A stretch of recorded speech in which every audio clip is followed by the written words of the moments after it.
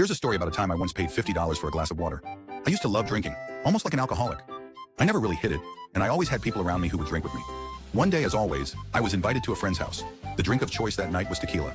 Tequila is absolutely delicious. Paired with salt and lemon, it makes for the perfect atmosphere.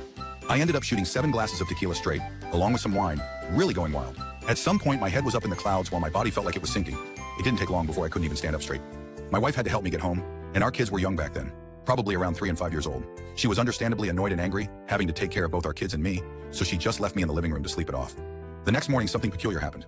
Because of the tequila, I found myself in a weird state where I was mentally alert, but my body wouldn't move, like being trapped in sleep paralysis. The only thing I could move was my lips. I felt like I had become a vegetable. Knowing I was awake, my wife looked at me with disdain and started berating me. I was incredibly thirsty, feeling like I was going to die, and all I could think about was a glass of water. Nothing else mattered. It felt like a dying wish. So I feebly asked my wife, "Could you please get me a glass of water?" She just continued to yell at me. Now back then, and even now, I handle the finances for our household.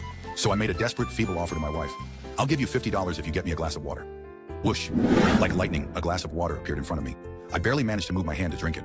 I still can't forget the taste of that water, and it's the most expensive a glass of water I've ever had. It remains a funny story we still share when we meet people. I've quit drinking now, haha. Don't drink too much, everyone.